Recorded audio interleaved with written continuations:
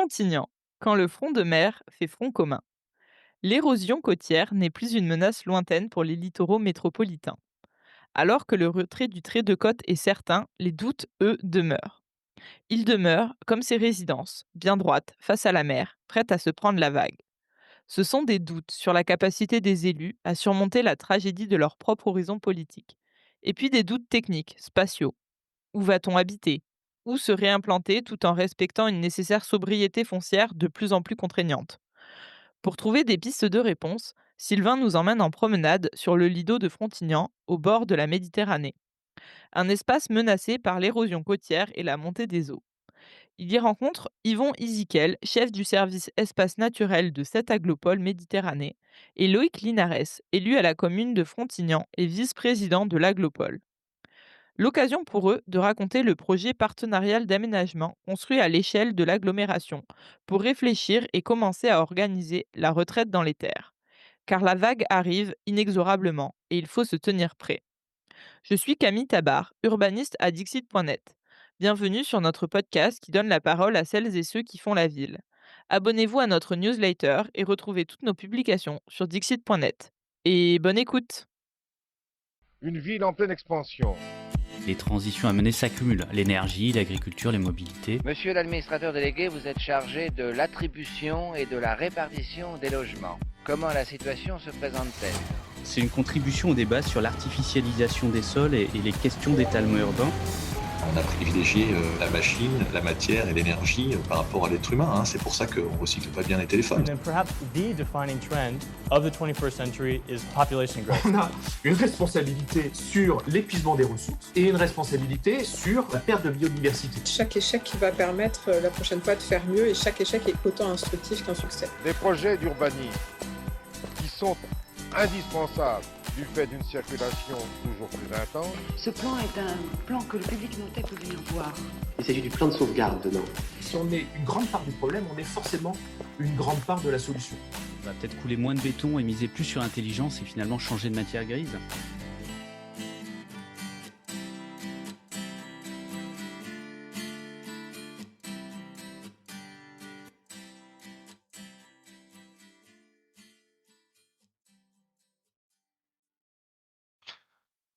Bonjour. Bonjour. Alors déjà, peut-être qu'on va, avant de visiter, parce que pour une fois, on est à la plage, on va vous laisser peut-être vous présenter. Très bien. Alors moi, c'est Yvon Isiquel. Donc je travaille au sein de cette aglopole Méditerranée depuis une vingtaine d'années maintenant, et sur les sujets proprement littoraux depuis plus d'une dizaine d'années. Donc j'ai été pilote avec un de mes collègues de des travaux de protection du lido de Frontignan lequel on se trouve aujourd'hui. Le lido de Frontignan, c'est un de nos 2 lidos. On en a 2, un à l'est, le lido de Frontignan, un à l'ouest, le lido de Sète. Notre littoral, il est constitué essentiellement de côtes sableuses, basses, dont les lidos, et on a une petite portion de côte à falaise à Sète, ce qu'on appelle la corniche de Sète. Donc le lido, c'est quand même, d'un point de vue géographique, quelque chose de très particulier, hein? C'est quelque chose de très particulier et qui participe énormément de l'identité locale. Parce que derrière les lidos, il y a des lagunes, dont la lagune de Thau, l'étang de Thau, qui est une lagune où vivent un certain nombre d'activités économiques.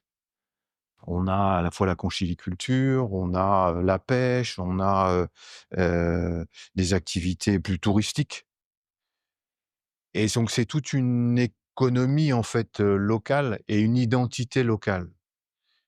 Heu et l'histoire que nous raconte aujourd'hui l'évolution du trait de côte d'ici quelques décennies, d'ici un siècle, malheureusement, c'est une histoire dans laquelle la lagune de Thau disparaîtrait. On y reviendra un peu plus tout à l'heure, mais ce territoire va connaître des transformations vraiment énormes, radicales, y compris jusque son identité, quoi. Et là, donc ce lido de Frontignan, il est, tel qu'on le voit aujourd'hui, il est comme ça depuis, les années, 80-90, après un processus d'urbanisation qui a duré une vingtaine, trentaine d'années. Là où avant il y avait rien, hein, que des cultures et des cabanes. Et aujourd'hui, donc on a, 6 kilomètres, d'urbanisation faite à la fois, de maisons, d'immeubles, de structures qui sont, plus ou moins touristiques, plus ou moins à occupation, saisonnière, estivale, en majorité, mais pas que, on a aussi des résidents permanents. Et en arrière de ce lido, on a un certain nombre de lagunes. Donc on est sur un territoire qui est, complètement enfermé, enserré entre, la mer et l'étang et une côte qui est en érosion, une côte sableuse basse qui est en érosion. Alors une érosion relativement, maîtrisée dans la mesure où les premiers riverains qui se sont installés dans les années 60 ont très bien perçu tout de suite le danger venant de la mer, le problème des houles hivernales qui sont venus lécher leurs premières habitations et ils ont décidé de construire, d'aménager ces structures que l'on appelle des épis d'ailleurs, hein, et qui ont pour, efficacité de, fixer le trait de côte, c'est-à-dire la limite entre la terre et la mer. Donc là, on est sur un enrochement, en fait, hein, C'est des enrochements. et qui est perpendiculaire à la plage, Oui, et qui va permettre finalement d'immobiliser le sable, c'est c'est ça? ça. Hein? Ça Donc, permet de retenir le sable dans la dérive littorale puisque le sable, en fait, ici, le sable qui alimente nos plages, c'est le sable qui vient du Rhône, qui est, freiné beaucoup. Les apports de sable sont freinés avec, l'aménagement des digues pour les ports, ou certain nombre y compris les épis. Nos épis maintiennent le sable sur cette portion de littoral, mais bon, du coup, il est plus disponible pour ceux qui sont, en aval. Oui, ça fonctionne plutôt pas mal. C'est ce qui a permis de, c'est ce qui a permis de, fixer le trait de côte, mais malgré ça, la tendance érosive est bien là, parce que quand on regarde sur, la tendance historique, comment a évolué le trait de côte, on constate qu'il y a par secteur, il y a bien de l'érosion et puis surtout les projections futures nous disent que nous confirment que l'érosion va continuer. En grande partie parce qu'en fait, il y a plus de sable disponible dans la cellule sédimentaire.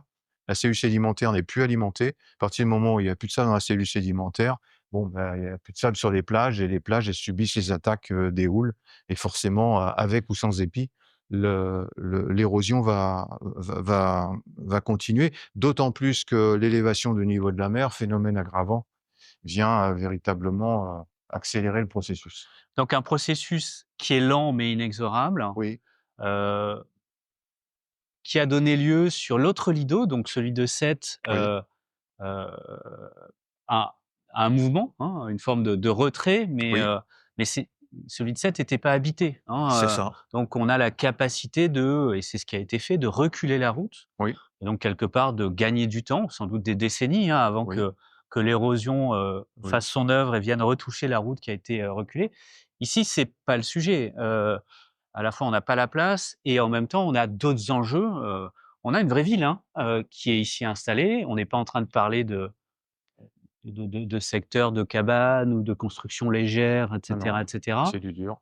C'est à la fois du dur, c'est, une valeur économique, hein, une Oui, valeur foncière et c'est très très certainement des attachements, hein, oui, donc on est sur un sujet qui est complexe, qui est sensible, et qui donne lieu à un certain nombre d'études, de réflexions et notamment, des réflexions dans le cadre d'un PPA, lancé il y a 2 ans, je crois. oui, 1 an. Projet Mmh, partenarial d'aménagement, c'est enfin en tout ça. cas, une démarche avec l'État, Oui, hein, pour travailler spécifiquement là-dessus. oui. Peut-être que vous pouvez nous raconter, à la fois comment ça a démarré, ce qui en sort aujourd'hui, où on en est?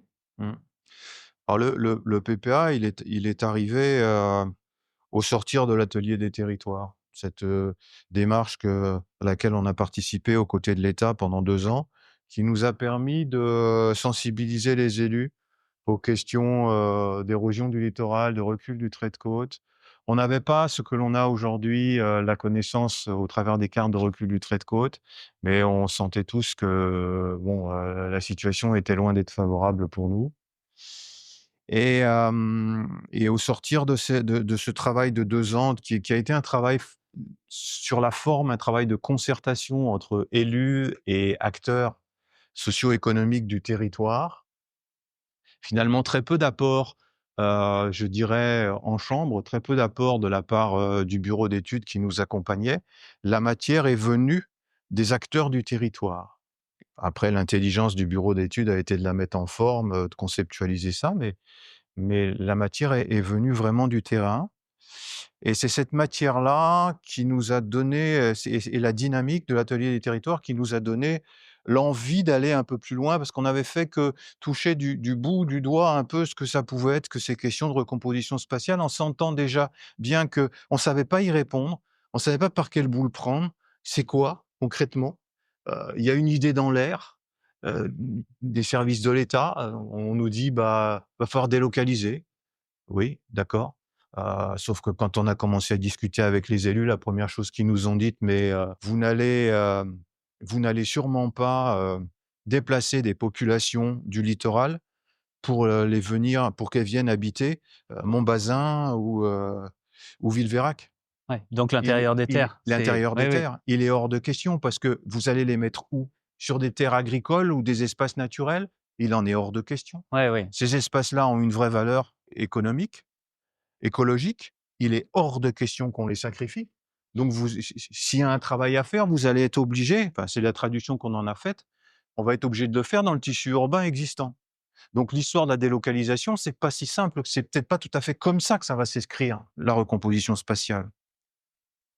Oui, parce qu'il Et y a donc plusieurs étapes, en fait, et il faut quelques années pour, les passer collectivement. Peut-être des marches qu'on passe collectivement, c'est-à-dire, accepter déjà, le caractère inexorable du recul, qui est une première marche importante à ce qui poser. est déjà pas Oui. rien, en effet, qui est un travail collectif, mais aussi un travail d'objectivation parce Oui, que c'est tout un territoire qu'il faut embarquer. ouais, ouais. C'est pas seulement, quelques élus bien conscientisés, quelques techniciens dans leur coin. C'est tout le territoire qu'il faut embarquer.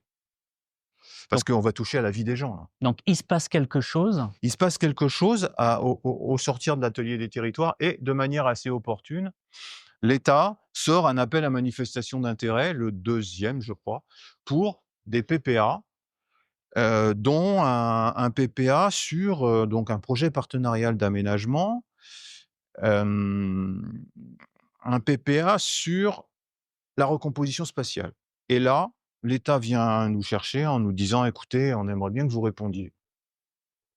Vu votre historique, heu, on aimerait bien». Et du coup, on a dit: «Bon, OK, on répond». Donc on a fait une réponse, on a été retenus. L'économie de notre, PPA, le cahier des charges, s'il faut l'appeler comme ça, c'est, on p c'est, une idée centrale, c'est comment on peut, hem, imaginer l'aménagement du territoire demain, continuer à se développer sur ce territoire en composant avec, le changement climatique, le recul du trait de côte et le zéro artificialisation nette que personne ne remet en cause ici localement, même si c'est une, contrainte forte supplémentaire pour les territoires, mais personne ne la remet véritablement en cause. C'est ça l'idée centrale du PPA. Elle est importante parce que du coup, il en sort, Donc une ça, une réflexion qui excuse sera à confirmer, mais excuse-moi, mais donc il y a déjà c'est un peu la 2e marche à ce moment-là qui a été sautée, c'est-à-dire, oui, il y a un caractère inexorable oui, au recul oui, et il va falloir se retirer d'une façon ou d'une autre, oui, sauf que derrière, il y a pas la place. oui. Derrière, on est sur un territoire qui est, pour le coup, extrêmement contraint, heu et donc 3e marche et donc ça va induire un travail sur le tissu urbain existant. Mmh. Hein, on fait beaucoup, donc on abandonne des solutions, sur lesquelles, on pourrait se bercer d'illusions par des infrastructures de tenir front, hein, pour éviter de reculer. Mmh. Oui, il va falloir se reculer et là, on rentre dans le complexe, hein. Oui. recomposition, c'est pas juste la recomposition du lido, ça induit une recomposition finalement aussi du tissu urbain existant qui n'est pas lui menacé, parce que si on veut reculer, il va bien falloir accueillir du monde quelque part. C'est ça. Ouais, ça fait beaucoup de et Ça fait ça là fait on est en train de parler de en fait 5-6 ans de processus. Enfin, on sait pas. de processus, d'études Ouais. et après, pour la mise en œuvre, il y en a pour des Oui, décennies, oui, quoi. oui. Non, faut déjà ce Mais temps-là pour avancer. mais l'architecture du PPA, la réflexion, la structure du PPA dans sa réflexion, c'est ça. Grosso modo, c'est ça.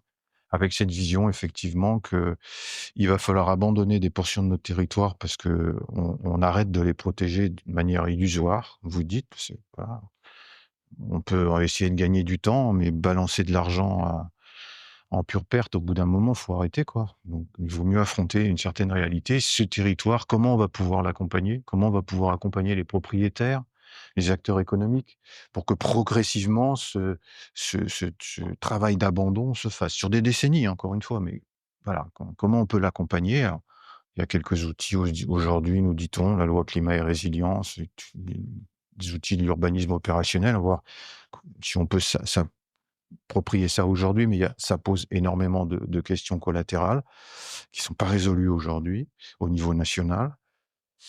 Et puis l'autre marche ou l'autre versant, c'est que, il faut recréer, de l'activité, il faut recréer du développement dans des poches urbaines existantes, ce qui va nous obliger à imaginer comment on densifie en horizontal, en vertical, comment on densifie l'existant. Alors on a une opportunité sur notre territoire pour l'activité, au moins l'activité économique. On a 200 hectares de friches industrielles polluées, parce que bon, ce serait trop rigolo autrement, mais on a quand même 200 hectares de friches qui représentent un potentiel inestimable de développement à minima économique. Tout dépendra du niveau de dépollution que l'on est capable d'atteindre. Mais bon, pour de l'habitat, ça le fera sans doute pas, mais pour de l'économique, ça pourrait le faire. Donc de ce versant-là, on est moins inquiet. Pour l'habitat, en revanche, là, il va falloir qu'on cogite, hein. Alors on en est où aujourd'hui de ce travail dans le cadre du PPA? Alors Il y a un travail d'objectivation, oui, dans le PPA, les axes de travail, il y en a 4 qu'on avait imaginés. Un premier axe, immanquable, inévitable, indispensable, c'est la connaissance du phénomène. On objective le phénomène parce qu'on sent bien que ça nous manque. C'est ce qui nous a manqué dans l'atelier des territoires. L'État nous a proposé, au travers de la loi climat et résilience, nous a proposé une démarche, les cartes de recul du trait de côte, à 30 ans et à 100 ans. Il y a une méthode qui a été publiée par le BRGM et le CEREMA pour nous dire comment on élabore ces cartes. On a dit, voilà, on va faire les cartes puisque c'est des éléments concrets pour apporter de la connaissance. Alors c'est intéressant, hein, double horizon, 30 ans, 100 ans, Oui. parce qu'aussi derrière il y a des logiques, d'intervention en fait, hein. Oui. Il y a des logiques réglementaires et des logiques d'intervention, oui. Oui. 30 ans, on est quelque part, 30 ans, c'est maintenant, quoi, hein. En tout cas, en termes d'urbanisme, c'est maintenant. C'est le court terme, oui. Voilà et 100 ans, c'est pour identifier des secteurs quelque part menacés à terme, mais sur lesquels on n'est pas sur, un impératif d'intervention immédiat. Oui, c'est un peu le cas du Lido ici, puisqu'en fait, maintenant qu'on a les cartes, on sait qu'ici, à 30 ans, à plus 30 ans, donc aux horizons 2050, on aura grosso modo perdu la plage. Et à l'horizon, plus 100 ans, donc 2124-25, là, c'est le Lido entier qui devient ennoyé, à la fois par la mer et par l'étang. Donc là, oui. Et donc c'est intéressant. Ça vient objectiver un fait, c'est que nécessité de se retirer, en tout cas abandon du secteur, donc après à voir comment. Et pour autant, on n'est pas sur une immédiateté, donc on a aussi le temps de gérer. On a le temps de gérer. Mais c'est aussi pour ça que les élus ont voulu y aller, avec cette ambivalence, entre les élus qui disaient mais on a le temps, qu'est-ce qu'on va s'embêter avec ces sujets-là, on a d'autres priorités aujourd'hui, et puis les autres qui disaient oui, mais justement, parce qu'on a du temps et parce qu'on va s'affronter des problèmes colossaux, il faut s'y préparer dès maintenant. Oui, donc, ça semble logique, mais c'est vrai que le gain politique de se préoccuper du très long terme il y en a pas. Est proche de zéro, voire l'inverse. Oui, hein. oui. Ça peut être un Heu, truc à prendre des coups plus ouais, qu'autre chose. ouais, tout à Oui, oui, fait. bien sûr. Donc ça, c'est le premier axe du PPA, la connaissance. Un autre axe qu'on a voulu absolument mener et tout de suite, dès le démarrage du PPA, c'est la concertation citoyenne. C'est-à-dire qu'on s'est dit: «On va aller, prendre la température auprès des citoyens, des acteurs socio-économiques, avant de leur présenter un projet quel qu'il soit, tout ficelé». Pas faire ce qu'on fait classiquement, on arrive avec un projet et puis on vient concerter les gens. Non, on va d'abord écouter les gens et puis on va essayer de se nourrir de ce qu'ils nous disent pour, concevoir notre projet. Ça, c'est 2 axes qu'on a menés en parallèle dès le début 2024, sur toute l'année 2024. Et il reste 2 axes à travailler, qu'on va commencer à travailler cette année. Là, c'est les axes, plus recomposition spatiale qui vont nous permettre d'imaginer à l'échelle de l'agglo comment on peut construire une recomposition globale d'ensemble et puis, un travail par secteur de projet pour être véritablement opérationnel le plus possible, aller aussi loin que l'on pourra en fonction des outils que l'on a à disposition aujourd'hui, réglementaires, financiers, et le Lido de Frontignan est un des secteurs de projet. C'est pas le seul, mais c'en est un. Oui, c'est se retirer certes, mais pour faire quoi? C'est Voilà. aussi faire projet, hein, Oui. même si c'est pas un projet bâti. Est-ce que vous avez en tête un peu le terme quantitatif, les enjeux sur le nombre de logements, et 3 000 cetera? 3 000 logements. 3 000 logements, hein, donc on est sur quelque chose Commence à faire. de massif. Mmh. 3 000 logements, oui, des résidences secondaires, oui, des secteurs de tourisme, mais aussi, de plus en plus, hein, de ce que j'ai compris, De des résidences à l'année. Oui, oui, oui. Aujourd'hui, donc on est sur les 2 premières phases, objectivation et concertation, mise en débat, en tout cas, dialogue public. Qu'est-ce qui ça s'est passé comment, en fait, ces discussions? Heu, qu'est-ce qui émerge de ces phases de dialogue, De justement? dialogue. Comment c'est reçu En fait, par les habitants? alors, en tout, on a, mobilisé à peu près 500 personnes avec, notre concertation là, sous différentes phases. Réunions publiques, ateliers de concertation, interviews, filmées, on a eu plusieurs techniques. On a utilisé plusieurs techniques et ce qu'il ressort en fait, les premières choses que nous ont dit les habitants, nous ont parlé un peu de recul du trait de côte, mais très peu finalement. Ils nous ont parlé d'identité du territoire, de leur attachement au territoire. Qu'est-ce qui faisait attachement pour eux au territoire? Et ils nous ont parlé très vite également des questions de logement, des questions d'activité, d'emploi, parce que c'est ce qui les touche, au cœur de leur quotidien. Les questions de logement, bah, c'est le manque de logement à des prix abordables. Parce que du logement, il y en a à peu près, mais des logements à prix abordable, pour les salaires d'ici, c'est très compliqué. Le prix du foncier, comme à d'autres endroits, mais sur le littoral, il a flambé et beaucoup de gens qui sont du territoire à l'origine ont du mal à se loger.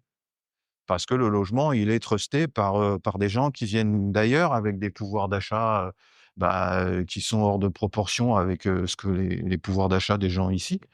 Donc ça pose un problème et les jeunes en particulier ont du mal à se loger, à accéder à un logement et ça, c'est des sources de tensions, très fortes en fait pour un territoire. Voilà, il y a aussi la qualité des logements, l'offre de logement qui est pas forcément toujours adaptée. C'est pas forcément une offre de logement qui est faite en majorité pour des familles. Elle est faite, pour, du Airbnb, Mmh. malheureusement, mais voilà, ça rapporte.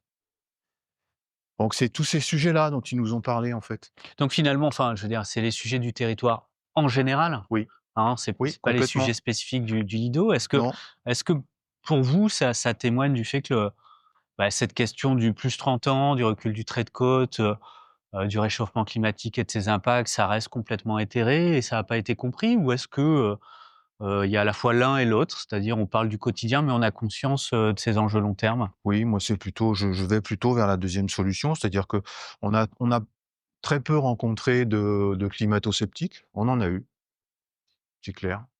Mais on a surtout rencontré des gens qui n'ont pas hurlé quand on leur a présenté les cartes de recul du trait de côte, en novembre là, de l'année dernière. Les gens sont pas partis en courant, ils ont pas hurlé, hein. C'est voilà, ça vient concrétiser une réalité qu'ils ont plus ou moins dans la tête. On sait qu'on est sur un territoire qui est en mouvement, qui est menacé, qui est un territoire d'eau, qui connaît déjà des inondations.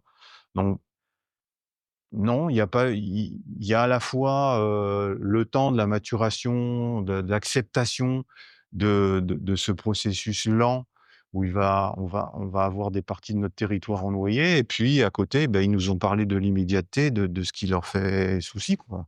Leur quotidien est pas facile à vivre et c'est de ça dont ils nous ont parlé parce qu'on leur a donné une tribune pour s'exprimer librement. Donc c'est loin d'être fini, hein. On est loin d'avoir On est tout fait, on est hein. très On est loin, vraiment au début. on En est même temps, on a posé la question. Enfin, je veux dire, poser le problème, c'est déjà, avoir fait l'essentiel. Il y a quand même eu des changements et une prise de conscience, vous le disiez. Techniquement, on a objectivé des choses, des élus qui sont embarqués, dans une aventure pas complètement évidente. Mmh. Mais aujourd'hui, une population qui manifestement a conscience, donc les choses sont loin d'être statiques. On va rentrer sur de la spatialisation. Oui, s'il faut se retirer, très bien, mais comment on fait? Où est-ce qu'on va? Mmh. Dans un territoire qui est déjà, de toute manière, extrêmement contraint, donc ça induit aussi d'autres façons de faire la ville, hein, la sobriété foncière, la densification, bref, beaucoup d'enjeux encore devant vous. Pour vous, aujourd'hui, c'est quoi qu'est-ce qui va faire que ça marche ou que ça marche pas? Je répondrai ouais, je sais pas si je répondrai à la question comme ça et moi, plus ce que j'ai en tête, c'est, les incertitudes que l'on va avoir sur toute la durée. Parce que nous, acteurs publics, on va pouvoir faire notre part du travail, c'est-à-dire essayer de d'avoir une vision un peu d'anticipation, prospective pour les élus, mais pour tout le monde et essayer de poser, un avenir qui soit un peu positif et pas seulement une histoire triste à raconter. Parce que perdre des morceaux de territoire, c'est toujours un peu triste. Mais essayer de raconter une histoire plus positive et ça, c'est à nous, acteurs privés publics, de la construire. Parce que si on le fait pas nous, personne ne le fera à notre place. Ce qui va être difficile pour nous à appréhender, c'est comment les acteurs privés vont réagir dans tout ce processus très lent d'évolution. Comment, par exemple, concrètement, les propriétaires aujourd'hui de logements, avec le temps, vont réagir? Comment ça va se passer? Comment, les valeurs foncières vont évoluer? Est-ce qu'on va avoir un foncier qui va se casser la figure un jour ou l'autre? Certains y croient. On voit Climat et Résilience, elle avait un peu ça en tête. Je ne sais pas si on va y arriver. Il y a beaucoup d'incertitudes de ce côté-là. Parce qu'on essaye, nous, acteurs publics, d'être un peu proactifs sur le sujet, de prendre notre part, et il le faut, parce que ça participe de l'exemplarité. Mais il y a comment les acteurs privés, individuels, entreprises, comment ils vont réagir? Comment ils vont concevoir, eux, leur adaptation, leur évolution? Est-ce qu'ils vont quitter le territoire? Est-ce que les histoires de recul, stratégique et tout, c'est bien gentil, mais une personne qui vend ici, est-ce qu'elle va aller racheter quelque part sur le territoire quand bien même nous, on aura recréé du logement ailleurs? Est-ce que c'est là qu'elle va vouloir aller? Il y a une telle, attirance pour le littoral que le littoral vue sur mer, hein. Est-ce que ça va pas déplacer des gens vont pas se déplacer, vont pas aller voir ailleurs? Ces phénomènes-là, moi, je les appréhende pas du tout aujourd'hui. Je sais pas du tout comment ça va se passer. Et en même temps, le mouvement, c'est bien C'est c'est bien bien ça, celui-ci, c'est bien hein, celui-là, c'est ouais. bien celui-ci. C'est-à-dire que la puissance publique peut permettre d'objectiver les faits, peut rendre possible le mouvement, Oui. mais va pas dépasser 3000 logements et d'ailleurs, c'est pas Non, ça le sujet, non. hein. Après, Heu, pour répondre à la question: «Qu'est-ce qui fait que ça marche ou que ça marche pas?» Oui, là, il y a un élément essentiel, c'est, le pouvoir politique, c'est les élus. C'est-à-dire des chantiers comme ça, si les élus les prennent pas à bras-le-corps, s'il y a pas une volonté politique solide pour y aller, quitte à prendre des coups au passage, on fait rien, hein. Très concrètement, on ne fait rien. Moi, j'ai beau être, tout ce que je veux, et pousser des idées, des projets, si je suis pas, accompagné par un politique qui a envie d'y aller, on fait rien, hein. Et il y a des territoires où il ne se passe rien, parce qu'il y a pas la volonté politique. Il y a le temps. Il faut du temps. En tout cas, ici, il y a le temps de voir venir. On peut se payer le luxe de pas se poser la question et pour autant, on se la pose, hein, parce qu'il y a une volonté politique. On va continuer l'enquête, puis on va essayer de voir, D'accord. Pourquoi certains élus, se coltinent, ce sujet-là. On retourne vers la mer? Allez.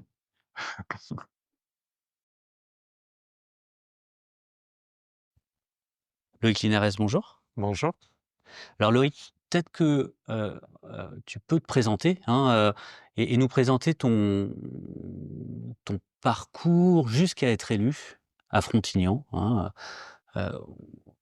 et dans l'agglo. On vient de faire une belle balade, hein, sur la plage, mais en évoquant, tous les enjeux de recul du trait de côte et puis les démarches, qui sont en cours, l'atelier des territoires, mais aujourd'hui le PPA, hein, donc des réflexions en cours sur, le devenir de ce territoire avec un besoin de mouvement. On en est là, on en est à constater un recul inexorable et pour autant maintenant on est au moment du passage à l'action. Bref, reprenons au début. Est-ce que je peux te laisser te présenter? Alors oui, je suis Loïc Linares, je suis élu donc à Frontignan et vice-président à cette agglomération Méditerranée en charge des questions d'aménagement du territoire, de transition écologique, de gestion des risques et sur la partie Frontignan, de la démocratie participative. Je considère que on est obligé de prendre en compte cette question de démocratie de relations aux habitants pour gérer les enjeux de transition écologique, d'adaptation dans le temps par rapport à la période qu'on vit. Alors comment j'en suis arrivé là? Je suis cévenol, je suis né dans les Cévennes, j'ai grandi entre Cévennes et mer, en fait, littoral, je venais en vacances sur le littoral, du coup hérolté, et je suis tombé amoureux des lagunes, de la mer, des paysages, je venais en colo ici, et je suis tombé aussi amoureux des colonies, de la relation entre les gens, et d'ailleurs j'en ai fait mon métier. J'ai démarré comme animateur socioculturel. J'ai dirigé des associations, des centres de vacances en bord de mer.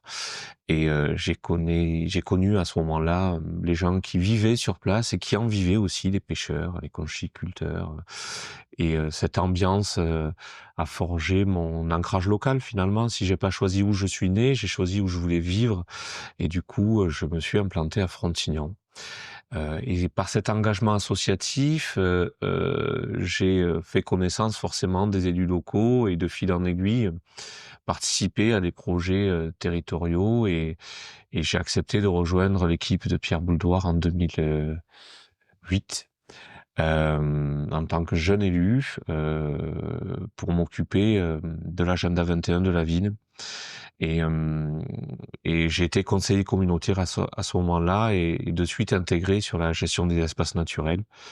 J'en ai fait du coup un engagement au sein du syndicat mixte des étangs littoraux, le Ciel, que j'ai présidé sur ces périodes-là, entre 2012 et 2017, je crois, de mémoire.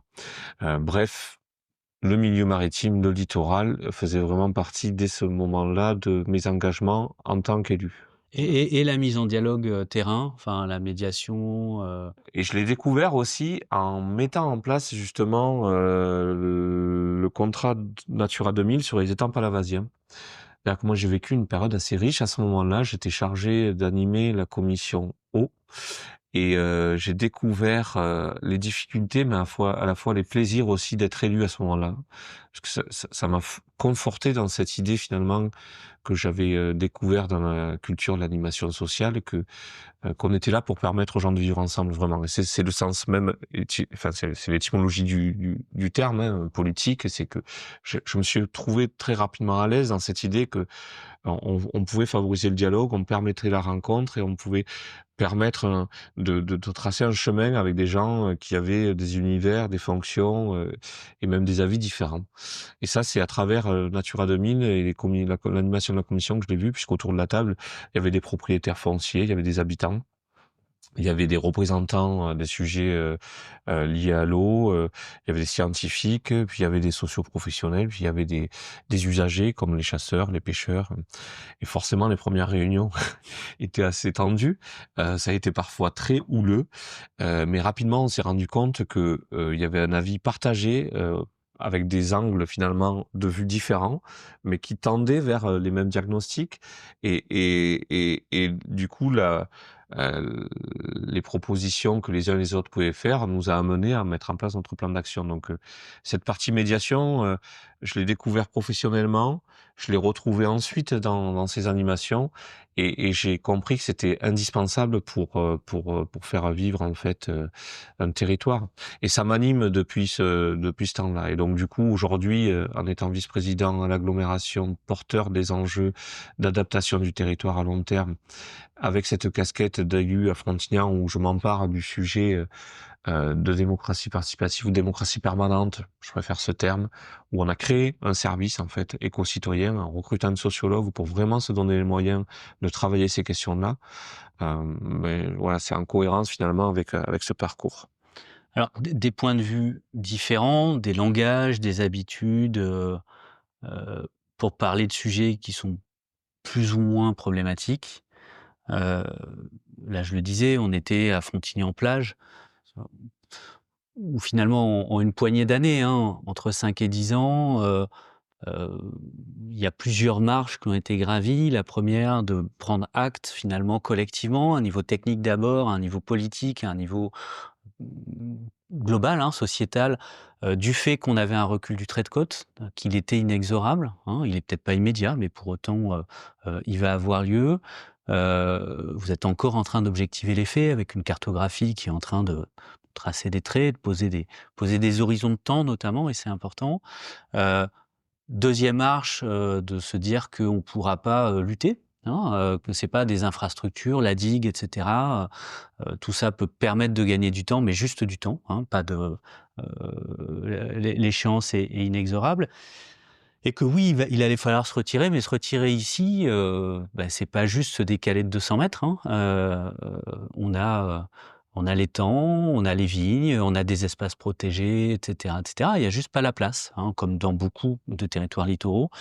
Ça veut dire que se retirer, en tout cas, ce qui devra se déplacer face à l'avancée des vagues, devra se trouver une place dans le tissu urbain existant, et donc inventer une nouvelle façon de travailler ce tissu-là. On a pu travailler ensemble dessus, hein, sur ces thématiques de renouvellement urbain, de sobriété foncière, et cetera, et cetera. Ça fait quand même beaucoup de marges gravies en 5-6 ans, peut-être un peu plus, mais et c'est pas fini. Ça demande de rentrer en dialogue pour le coup. Aujourd'hui, on est un peu au milieu du gué. Dans le cadre du PPA, il y a eu un travail de mise en dialogue sur ces constats-là, et peut-être qu'on peut revenir là-dessus. On a pu échanger tout à l'heure, hein, sur de premières sensations par rapport à ça. Comment c'est reçu par la population? Est-ce que ce qui n'est pas des mauvaises nouvelles est accepté, acceptable, c'est compris, c'était su d'ores et déjà? Quel est ton sentiment par rapport à ça? Alors, je vais forcément exprimer un sentiment et un vécu. Je ne peux pas parler, enfin, je ne suis pas certain de pouvoir parler de l'ensemble de la Ouais, bien population, sûr. puisque Ouais, non, mais voilà, je vais pouvoir juste témoigner des gens qui ont accepté de venir dialoguer avec nous justement sur ces sujets. Je pars d'un principe où la population, de toute façon, elle est en capacité de comprendre beaucoup de choses. Et je dirais même que par moments, je la trouve parfois plus prête que les décideurs, parce qu'ils n'ont pas la charge et la lourdeur de cette prise de responsabilité que peut entraîner la prise de décision. En tant qu'être humain, voilà, on a des fonctionnements assez cohérents les uns les autres avec ça, donc ils sont libérés de ça en fait. Et du coup, je trouve que c'est plus facile de pouvoir discuter de ces sujets-là. Et ce que je ressens, c'est que c'est beaucoup moins anxiogène de discuter de faits objectivés que de les laisser en suspens. Donc même si ça peut paraître en effet terrifiant de se dire que le territoire va se transformer, certaines parties vont disparaître, de le mettre face à une échelle temps, face à des données et à des trajectoires possibles, le discours, les échanges sont relativement apaisés en fait. Et dans ce qu'on a vécu ces derniers temps, On a vu encore un débat contradictoire avec des gens qui sont plus dans le doute, justement, de se dire oui, mais est-ce que vraiment ça va se passer comme ça? Pourquoi on pourrait croire les données qu'on nous présente, alors que oui, certes, on voit des évolutions, mais elles sont pas si flagrantes que ça. Bon, je dirais que il y a encore ces réactions-là, mais elles sont, j'ai l'impression, minoritaires, et on a une prise de conscience assez majoritaire sur le fait que oui, un mouvement est en place, et que finalement, ce dont ont besoin les gens, c'est un effet de repère, quoi. Voilà. Et ça, déjà, d'avoir des repères, ça rassure, et du coup, ça permet d'établir des discussions de manière plus posée. Ça ne résout pas tout, et c'est justement là le travail qu'on est en train de faire, puisque certes, j'ai envie de dire qu'on a, à travers notre expérience sur le territoire, des différents projets, différents aménagements déjà menés, puisque on a déjà fait quelque part un peu de recomposition quand on a adapté le Lido de Sète à Marseillan, ou quand on a fait certains aménagements pour répondre en fait à l'évolution en effet déjà de ce trait de côte. Et de mémoire, en fait, les habitants de ce territoire, en 20-30 ans, ont déjà pu observer les effets, en effet, de l'évolution du littoral. On prend souvent l'exemple des restaurants aux Aresquiers qui ont disparu, voilà. Alors qu'il y a 30 ans de ça, ils existaient, ils étaient là, ils vivaient avec une belle plage devant, quoi. Donc, sur une échelle de temps de vie, les gens ont pu se rendre compte qu'il y a des choses qui bougeaient. Par contre, en effet, se projeter en disant le déficit sédimentaire qui a amené déjà le littoral à évoluer, cumulé avec les enjeux d'évolution climatique et de montée des eaux, c'est ce qui est un peu plus complexe à imaginer, et donc c'est tout l'objet finalement du travail qu'on mène. Avec ce rapport à la science qui nous prédit des choses, qui peut être par moments complexe. Donc on essaie aussi d'établir un dialogue là aussi pour le coup sain, en disant écoutez, oui on peut avoir des doutes dans la science, et même les scientifiques en ont besoin pour mener leurs travaux, en même temps on a des certitudes, quoi. Et on essaie de jouer sur ce double aspect, quoi. Que peut-on questionner et remettre en question, et sur quoi nous sommes déjà certains et sur lesquels nous pouvons nous appuyer. Et ça c'est compris du coup, forcément. L'enjeu, c'est finalement d'essayer de faire monter en puissance les personnes qui participent à ce dialogue, pour essayer d'avoir un effet d'entraînement, et que les choses se fassent dans le temps et assez naturellement. Et là, ça rejoint la question finalement de la démocratie, de la relation aux habitants. Comment on arrive, et qui est pas très culturel chez nous, hein, mais dans lequel moi je me sens plutôt bien, c'est comment nous arrivons à converger vers une décision finalement qui se fait assez naturellement. Donc on part large, on pose les éléments, on réduit au fur et à mesure pour tracer un chemin ensemble. C'est vraiment là l'enjeu, et on n'est pas que sur des questions du coût, d'évolution du trait de côte. Forcément, on touche tous les aspects. Je considère que finalement c'est le premier cas concret des conséquences de l'évolution climatique qui touche notre territoire. Mais il sera loin d'être le seul, et il touchera notre quotidien dans son ensemble. Et donc finalement, c'est l'occasion de rentrer dans une adaptation, pas simplement liée à un aménagement du territoire, mais également à des modes de vie. Et en effet, c'est très large. Et du coup, ça pose aussi la question de comment on va faire pour se réadapter. Forcément, il faut qu'on tienne compte en effet de ce que le législateur nous pose comme objectif par rapport à la loi ZAN, à la loi climat résilience. Mais d'une manière générale, moi, ce qui m'intéresse en tant qu'élu, plus politique, c'est comment on va vivre ensemble demain nos villes, quoi. Comment on va s'adapter aux îlots urbains de chaleur, comment on va se déplacer, comment on va recréer des conditions de vivre dans des habitats collectifs mieux partagés, mieux pensés, parce qu'il y a la question aussi du vivre ensemble qui se pose derrière. La manière dont, par moment, le territoire s'est construit de manière un peu anarchique dans les années 70, 80, 90, avec cet étalement urbain, il n'a pas eu que des conséquences en termes d'artificialisation des sols, il a eu aussi des conséquences sur le vivre ensemble. Comment on établit une relation avec un voisin, comment on vit ensemble, des fois sans se croiser, derrière nos murs. Moi, c'est ça qui m'intéresse aussi en tant qu'élu, quoi. Et du coup, ce qui était un problème jusqu'à présent, je n'ai pas parlé des friches industrielles qu'on a abordées dans Démarche ZAN par exemple, l'étalement urbain, le passé industriel avec ces friches, c'est une opportunité pour demain recomposer et redessiner le territoire. Et donc à travers ce qu'on engage, c'est aussi un projet de territoire en fait qu'on a à construire pour les 30 ans à venir, quoi. Et donc à la fois la gestion du temps court et la projection sur le temps long, moi, là où j'essaie d'être vigilant, notamment avec les équipes, avec le groupement qui nous accompagne, mais avec les services, c'est de se dire surtout, ne ne compromettons pas l'avenir, c'est-à-dire ne réalisons pas des choses qui pourraient vraiment nous interdire la capacité de nous adapter, quoi. Et autorisons-nous après, par contre, un peu d'utopie et de rêver aussi un petit peu, quoi. Et donc, gardons une liberté de choix.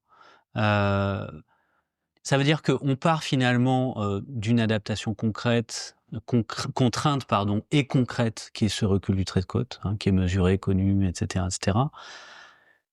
sur une partie du territoire. Mais on se le disait tout à l'heure pendant qu'on visitait, donc c'est la question de la relocalisation, on l'appellera comme on l'appellera. Hein. Il faudra se dire ce qui doit être relocalisé, etc., etc. Tout ça n'est pas du tout écrit, mais cette question-là questionne finalement l'ensemble du territoire. Hein. Où est-ce qu'on accueille et pas simplement Frontignan-Plage. Et là, tu viens de faire une autre ouverture, c'est que c'est aussi l'occasion de parler d'un futur peut-être un peu plus distant, Désirable, ouais. pour parler globalement des enjeux d'adaptation. Et à ce moment-là, de le rendre désirable. Ça crée sujet de conversation quand même. On n'en est qu'au début. On en est au moment où on objective les faits. Hein. Cette démarche-là, on y met beaucoup d'ambition. On va rentrer là dans une phase à la fois de mise en débat des cartographies, parce que ça peut être un sujet de débat aussi, mais aussi de projection en termes de futur, un futur désirable. Comment on va sortir finalement de l'impasse sur lequel on constate qu'on a une partie du territoire qui va être à un moment abandonnée, délaissée, pas par tout le monde, mais en tout cas qui doit changer d'usage. Comment on sort par le haut de tout ça? Qu'est-ce qui va être déterminant sur le fait de passer du constat d'un problème à une dynamique de projet? Pour moi, il y a 2 sujets. Alors, il y a les propositions, les trajectoires qu'on peut en effet réaliser dans le temps pour résoudre concrètement, en effet, la relocalisation ou l'évolution, en tout cas, de vivre le territoire, hein, avec de nouveaux aménagements, de nouvelles constructions à d'autres endroits que là où on peut plus les réaliser ou les faire durer. Et puis, la manière dont ça va pouvoir se faire et notamment comment on accompagne les populations, on les protège, pas là pour le coup contre la mer, mais contre les risques qu'ils vont avoir, qu'ils soient patrimoniaux ou même affectifs. Hein. Il y a une vraie aussi démarche sociale à travers ces sujets. Donc voilà, je les situe à ces 2 niveaux. J'ai envie de croire que je suis assez optimiste sur le fait que par ce qu'est notre territoire, je parlais tout à l'heure des friches industrielles ou justement l'étalement urbain, on peut tendre vers le double objectif, c'est-à-dire de recomposer par rapport à la question du trait de côte, mais en même temps répondre aux enjeux de mieux aménager par rapport aux ZAN par exemple, en recomposant certains quartiers qui sont très horizontaux aujourd'hui, en les montant un peu plus en hauteur, mais pas n'importe comment aussi. C'est-à-dire que ça doit s'accompagner d'un travail aussi avec les aménageurs, les urbanistes, les architectes sur comment il y a des travaux déjà réalisés, il y a déjà et tu l'incarnes sur ces réflexions-là, sur comment on peut avoir un imaginaire positif et désirable sur la manière de vivre la ville. Donc, il y a l'horizontalité aujourd'hui qui peut être une vraie opportunité, et Frontignan en cela a des gros atouts. Hein. Je rappelle que c'est une ville qui fait 7 km de long pour 23 000 habitants. Quoi. Enfin, je veux dire, là, on a un potentiel qui va dépasser très largement les besoins de recomposition du territoire liés à Frontignan-Plage. Hein. Et puis, on a les friches industrielles aussi. Et après, on a aussi, sur notre territoire, certaines zones qui sont, j'ai envie de dire, pas totalement aménagées ou finalisées dans leur aménagement. Là où se situe d'ailleurs ici le siège de l'agglomération, juste au-dessus et à côté, il y a des zones d'activité économique avec une ancienne friche industrielle et puis aussi certaines masses viticoles avec beaucoup de surface, certaines masses viticoles qui sont en train de laisser tomber petit à petit la culture du muscat. Donc, certaines viennent nous voir d'ailleurs. Donc, on a aussi intégré cette idée où on a identifié certaines zones qu'il faut finaliser dans l'aménagement et qui sont à proximité de ressources telles que friche industrielle Lafarge ici et masse viticole qui pourraient constituer la réserve foncière aussi. Et donc on a quelque part, on a la place. Alors, oui. Mais c'est des objets singuliers et complexes, même si on arrive à se projeter. On le sait, les friches industrielles, il y a une complexité. La densification, oui, c'est possible, notamment sur ces secteurs-là, mais on a des enjeux qui ne sont pas que techniques, qui sont aussi d'acceptabilité, etc., et qui sont finalement des sujets qu'on va retrouver un peu partout dans le territoire. Par contre, tu pointais le deuxième niveau, qui est de dire et comment, à Frontignan-Plage, on gère cette question-là pour les uns et les autres, pour chacun. Il y a des situations très différentes, des niveaux de revenus, un patrimoine qui est là ou pas. Il y a une activité touristique, mais il y a aussi des résidents. Enfin, il y a une diversité là-dessus d'acteurs. Alors, tout ça n'est pas du tout dessiné, rien n'est acté. Mais on voit qu'on a une boîte à outils nationale sur ces questions-là, plus ou moins bien rodée. Et de l'autre côté, au petit bras, quelque part. Un sujet énorme et des moyens humains et financiers pas forcément pléthoriques. Vous le sentez comment, cet aspect-là? Toi, comment on peut aboutir? Parce que Pour moi, c'est le sujet le plus complexe, en fait, et le plus délicat, justement, dans ouais, notre c'est pour ça que je voulais démarche. qu'on l'aborde. Et ouais, parce que là, on touche vraiment le réel, le concret et la réalité aussi des gens.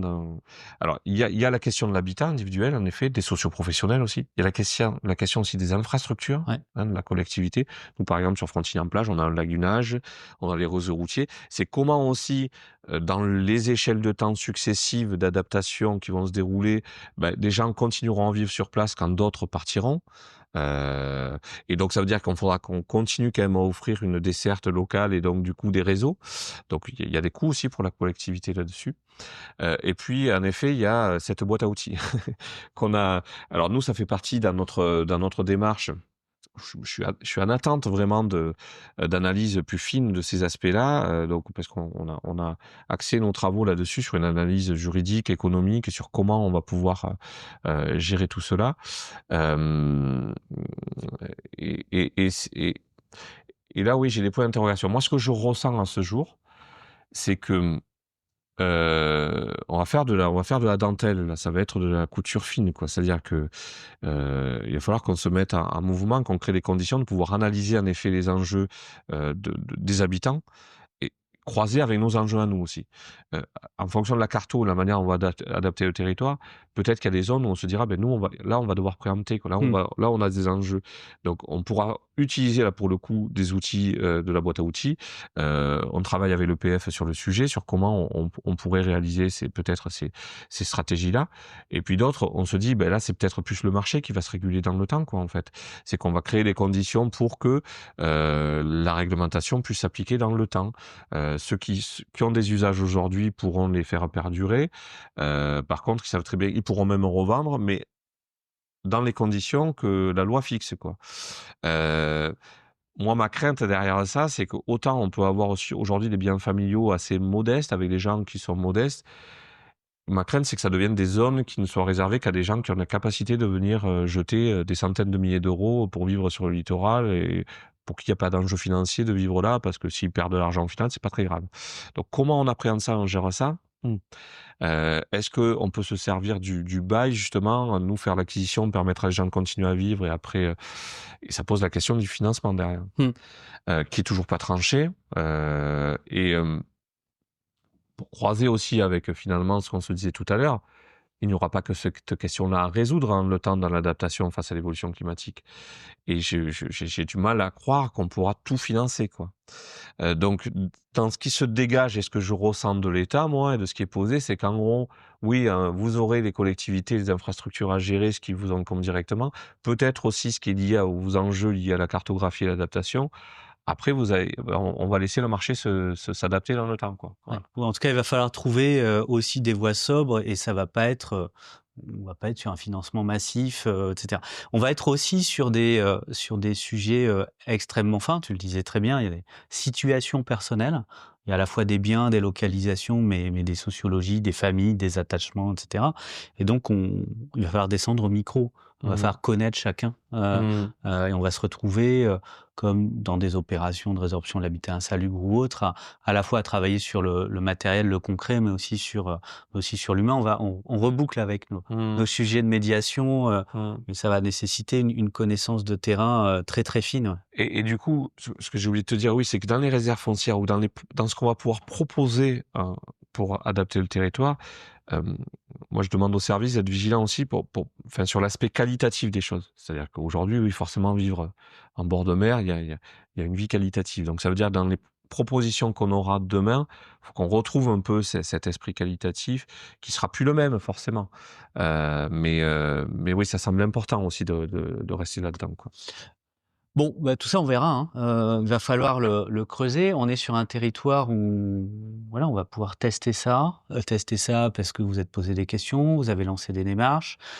Tester ça aussi parce que quelque part, il y a le temps. On se le disait tout à l'heure, il y a un péril qui est très clair et inexorable sur ce secteur-là. Et pour autant, il n'est pas immédiat, en tout cas, dans la plupart des secteurs, même s'il y a des secteurs de plage ou d'infrastructures qui peuvent être menacés à beaucoup plus court terme. En tout cas, les logements en eux-mêmes sont pas a priori menacés à court terme, ce qui permet de poser les choses, de planifier, d'organiser, d'y réfléchir, de partager, de dialoguer, etc., etc.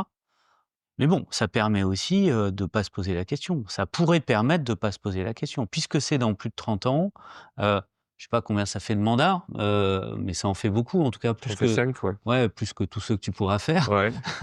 Ou en tout cas, je te souhaite de faire autre chose. Je partage, je prends. Pourquoi on scoltine ce truc-là? Enfin, je veux dire, c'est à la fois des sujets qui sont compliqués, qui sont pas abordés techniquement, qui sont à long terme. C'est des mauvaises nouvelles, etc. Pourquoi est-ce que politiquement, à un moment, on se dit tiens, il faut qu'on affronte le sujet? En tout cas, je vais parler de ma position. Ah oui, mais c'est de ça dont... Du coup, je parlerai pas au nom de mes collègues, mais moi, je considère que dans l'engagement d'élu, je le disais tout à l'heure, je me plais dans cette fonction, dans cette idée de participer au fait de pouvoir permettre aux gens de vivre ensemble, quoi, en fait, et d'avoir une démarche collective et forcément, on est obligé de prévoir, d'anticiper et de permettre des possibles pour que demain, d'autres puissent aussi vivre, bien vivre. Et on n'est pas là que... Et je trouve que ça redonne un peu de sens à nos engagements. On n'est pas là juste pour gérer des budgets, gérer des équipements. Moi, ce qui me plaît en tout cas dans l'engagement, c'est de réfléchir à tout ça, réfléchir avec les autres, sur comment on peut améliorer les choses, quoi, comment on peut réduire... les injustices, comment on peut donner du sens et prendre plaisir à être ensemble, quoi. On est tous les maillons d'une chaîne, on fait partie de l'humanité, même si dans la séquence qu'on vit aujourd'hui, on voit bien comment tout ça est fragile et il faut être vigilant pour le maintenir, et que la question de la solidarité et de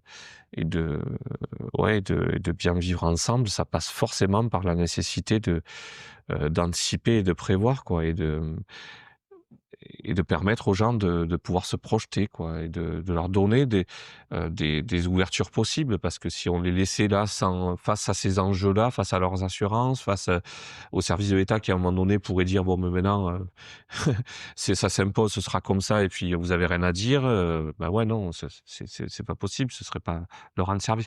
Et d'ailleurs, ça me fait penser à un des ateliers dans les samedis pour demain qu'on a animé. On a fait venir en fait une spécialiste du droit de l'université d'Aix-Marseille qui a bien insisté sur ce fait, parce que la première réaction que certains ont eue, c'est de se dire mais pourquoi les élus ils nous font ça, parce que du coup nous ça va désigner peut-être nos maisons, ça va nous fragiliser, et elle leur a rappelé que que au contraire, ça permettait peut-être de les protéger et même de leur permettre d'anticiper, de négocier éventuellement une vente. Parce que si demain, le trait de côte reculait sans que rien soit fait, et s'il y avait une grosse tempête, si le trait de côte se retrouvait dans un jardin, ben, ils seraient plus chez eux, quoi. Ils seraient sur le domaine public maritime et là, ils auraient plus de propriété, quoi. Donc, c'est aussi prévoir ces anticipations-là, c'est aussi les protéger, quoi. C'est pas que être porteur de mauvaises nouvelles. Alors, c'est faire son boulot d'élu, mais c'est pas, alors, c'est pas fait partout, très clairement. Et c'est compris par. Pas par tout le monde. Pas par tout le monde. Alors, j'ai le sentiment même dans les personnes qui sont le plus dans la résistance, j'ai le sentiment qu'ils savent qu'il faut qu'on le fasse, voilà. C'est difficile à entendre, à comprendre. Et là, ça nous renvoie vers des blocages qu'on peut avoir psychologiques, mais qui sont humains. Et d'ailleurs, c'est le thème de notre prochain samedi pour demain. On fait venir là un universitaire de l'antenne de Nîmes qui travaille sur ces questions-là, de fonctionnement neurologique, face en fait à ce qui nous fait peur, nous angoisse, face aux risques, et du coup les blocages que ça a. Et comment on peut essayer de le prendre en compte pour justement faciliter le travail social d'accompagnement de nos populations.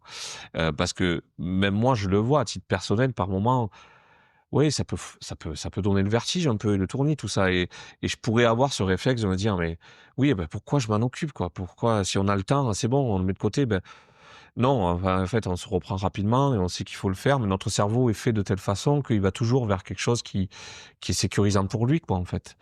Et ce chemin-là, c'est pas forcément le plus positif pour nous. Et c'est ça qu'il faut qu'on arrive aussi à résoudre comme équation dans l'aventure. Donc oui, les gens, j'ai le sentiment qu'ils savent qu'il faut qu'on le fasse, même si c'est pas agréable pour eux, même si par moments ils peuvent nous bousculer dans leur réaction, où je vois bien comment certains refusent d'admettre et de croire que ça va changer, quoi. Mais j'ai le sentiment, pour l'instant en tout cas, on va voir comment on continue à avancer avec eux, mais qu'ils comprennent, oui.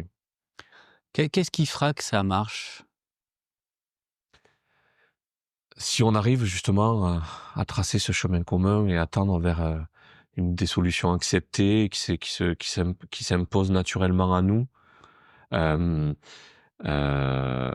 que les choses se dégagent comme ça assez naturellement, quoi, collectivement, et qu'on se dit que finalement, oui, c'est aussi l'occasion de se dire que, bah oui, on a peut-être fait des choses qu'on n'aurait pas dû faire, quoi. Habiter sur un lit d'eau, bah non, c'est pas naturel à la base. On a cru qu'on pourrait tout maîtriser, bah non, la nature nous rappelle à notre bon droit et bah du coup, nous reproduisons pas les mêmes erreurs, quoi. Donc ça veut dire dans ce qu'on va projeter dans les scénarios, du coup, qu'on va construire pour pouvoir demain vivre notre territoire plus durablement. Faut pas qu'on refasse ce qu'on a fait et qui nous amène dans ces impasses-là, quoi, voilà. Oui, à la fois corriger, mais aussi apprendre de cette erreur-là et finalement se dire qu'on n'est pas en train d'abandonner un secteur urbanisé, mais c'est un secteur qui aurait pas dû l'être. Bon, bah, beaucoup de travail encore en face. On sera attentif à la suite parce que bah, c'est aussi une forme de prototype au niveau national qui se passe ici, comme dans quelques territoires en France. Que la question littorale, bah, elle est prégnante, elle est importante, et en même temps, elle préfigure aussi d'autres questions qui vont avoir lieu dans d'autres territoires qui aujourd'hui sont questionnés dans leur habitabilité, sur une question de ressources, sur une question d'acceptabilité, sur une question de dynamique économique, dynamique démographique ou autre. Mais on voit bien que le climat là-dessus nous pose des questions de fond. Merci beaucoup. Merci. À tous les deux pour vos explications et puis tout ce boulot. On viendra voir comment ça se passe. À bientôt. À bientôt.